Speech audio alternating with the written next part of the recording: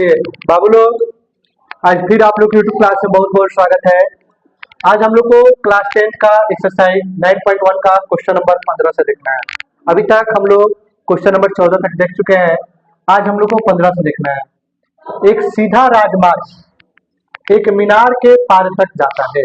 राजमार्ग हाईवे आपका जो है एक मीनार के पार तक जाता है। मान लीजिए कि ये आपका मीनार है, इसके पार तक जाता है। बोलिए कोई दिक्कत नहीं ना है।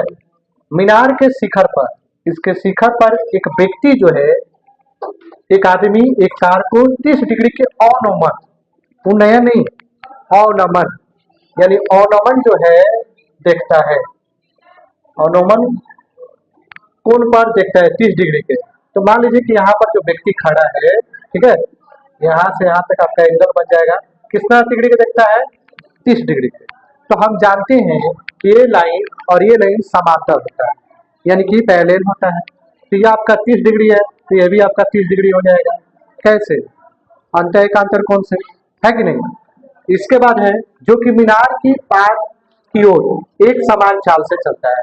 यहाँ से यह चलना शुरू करता है एक समान से 6 सेकंड बाद। कितने सेकंड बाद? 6 सेकंड बाद। मान लीजिए कि यहाँ से यहाँ तक आने में इसको 6 सेकंड लगा। कितना लगा? 6 सेकंड लगा। कार का अवनमन कोण 60 हो जाता है। मान लीजिए कि 6 सेकंड बाद कार का अवनमन कोण यानी ये वाला चीज जो है 60 डिग्री हो जाता है। तो ये आपका 60 है, तो ये भी आपका क्या हो जाएगा? 60 हो जाएगा अंतर एकांतर कोण से। तो बताइए कि इस बिंदु से मीनार के पार तक, यहाँ से यहाँ तक पहुंचने में कार द्वारा लिया गया समय बताना है। समय बताना है, डिस्टेंस नहीं बताना है। यहाँ से यहाँ तक का समय बताना है कितना लग रहा है। ठीक है, इसको अब ए ले लेते हैं, बी ले लेते हैं, सी ले लेते हैं, डी ले लेते हैं। इसको हम मान लेते हैं x मीटर। इसकी दूरी भी तो पता होनी चाहिए ना। और इसको मान लेते हैं हम y मीटर। बोलिए कोई दिक्कत नहीं ना है। ये आपका हो जाएगा h मीटर। इसकी भी तो नहीं दिया ना हाइट, मीनार कितनी की ऊंचाई की है यह भी पता नहीं है। अब चलिए हम बनाना शुरू करते हैं। माना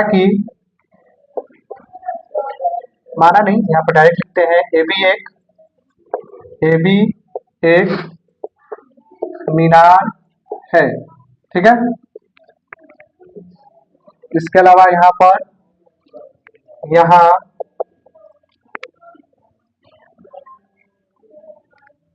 नहीं, माना कर लेते हैं। माना कि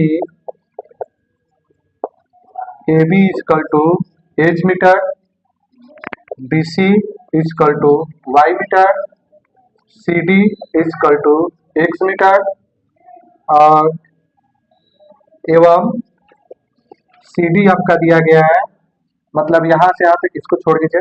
ठीक है, तो हमको पहले इसका क्या करना है? टाइम निकालना है कि यहाँ से यहाँ तक तय करने में कितना समय लग रहा है। दूरी नहीं ज्ञात करना है, समय ज्ञात करना है। तो चलिए हम सबसे पहले बड़े वाले में काम करते हैं। समकोण त्रिभुज ए बी डी में,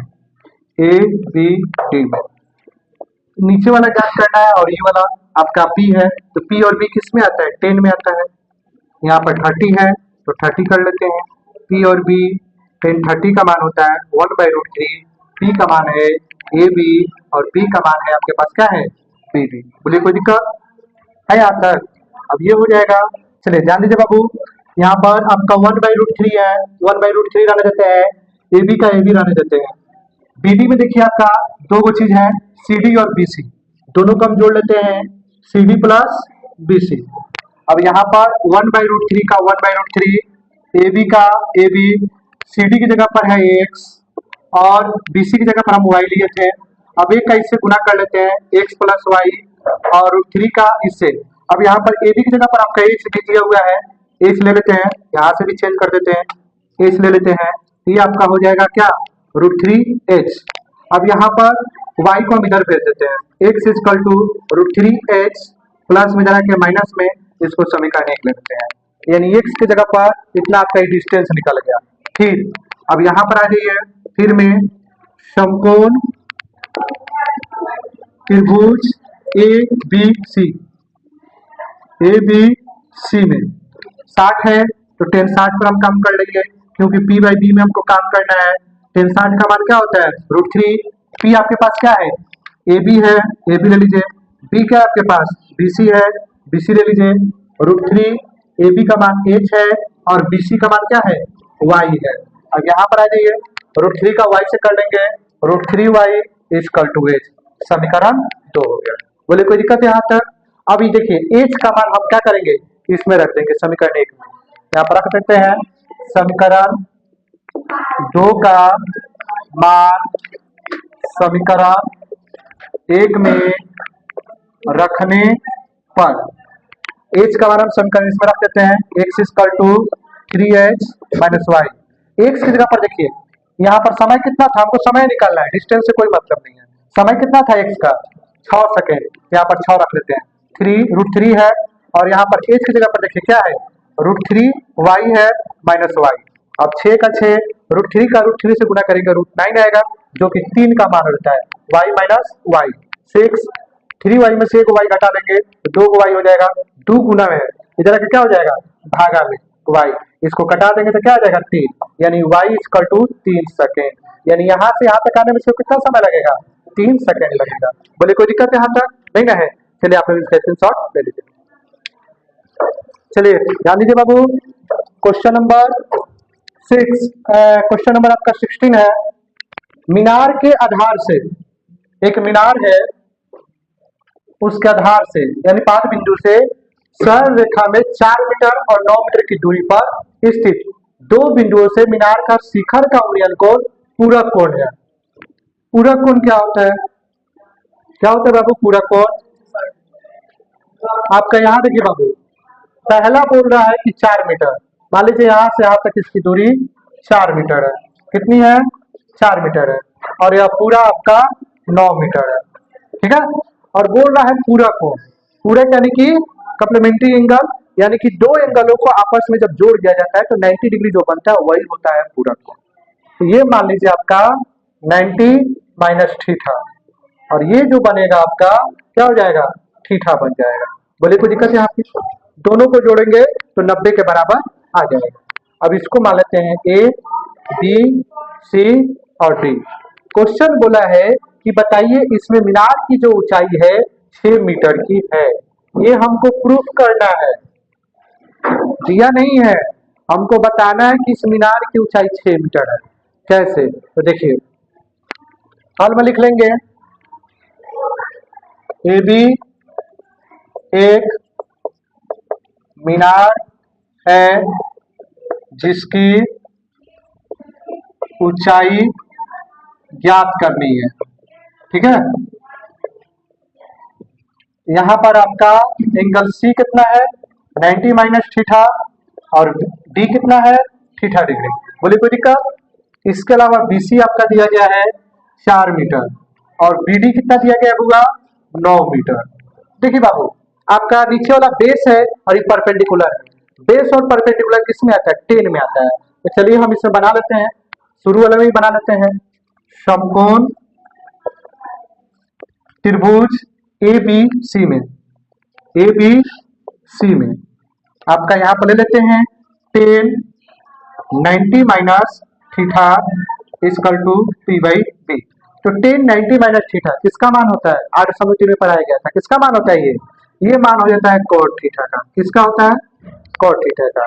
पी आपके पास क्या है बाबू ए बी है और बी क्या है आपके पास बी सी है। ये हो जाएगा कॉट थीटा, ए बी का मान आपका एच दिया गया है और बी सी आपके पास क्या है 4 मीटर, इसको मान लेते हैं समीकरण 1। बोले कोई दिक्कत है यहाँ तक।